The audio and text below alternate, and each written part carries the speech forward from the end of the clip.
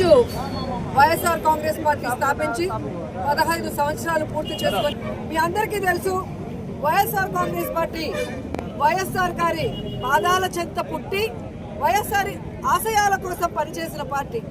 అధికారంలో ఉన్నా అధికారంలో లేకపోయినా నిరంతరం ప్రజల కోసం పనిచేస్తున్న పార్టీ ఈ వైఎస్ఆర్ కాంగ్రెస్ పార్టీ.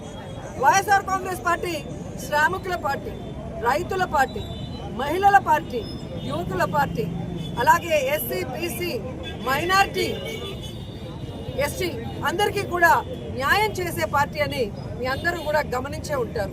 ఎందుకంటే ఈ దేశంలోనే ఏ రాష్ట్రంలో కూడా అధికారంలో ఉన్నప్పుడు ఇచ్చిన ప్రతి వాగ్దానాన్ని 99% పూర్తి చేసిన ఏకైక పార్టీ వైఎస్ఆర్ కాంగ్రెస్ పార్టీ, జగన్మోహన్ రెడ్డి గారు మాత్రమే అన్న విషయం ప్రతి ఒక్కరు కూడా తెలుసుకోవాల్సిన విషయం. ఎందుకంటే ఎన్నికల ముందు మేనిఫెస్టోలు పెడతారు. ప్రతి ఒక్కరు మేనిఫెస్టోలో చేయలేని అంశాలు పెడతారు, నోటితో తప్పుడు వాగ్దానాలు చేస్తారు. కానీ అధికారంలోకి వచ్చాక అవేమి కూడా చేయలేకుండా ఎలా కుదేలు పడిపోతారో చంద్రబాబు నాయుడు ప్రభుత్వాన్ని ప్రతిసారి కూడా మీరు గమనిస్తూనే ఉంటారు. కానీ జగన్మోహన్ రెడ్డి గారు ఒక్క మాట ఇస్తే ఆ మాట నెరవేర్చడానికి ఎంత దూరమైనా పోరాడతారు, ఎన్ని కష్టాలైనా ఫేస్ చేస్తారని ఆయన రాజకీయ ప్రస్థానం చూస్తేనే మీకు అర్థమవుతుంది. రాష్ట్రంలో వైఎస్ఆర్ కాంగ్రెస్ పార్టీ అధికారంలో ఉన్న 5 సంవత్సరాల్లో మీరు చూస్తే ఏ విధంగా సంక్షేమం కానీ అభివృద్ధి కానీ పరుగులు తీసిందో అందరూ కూడా గమనించారు.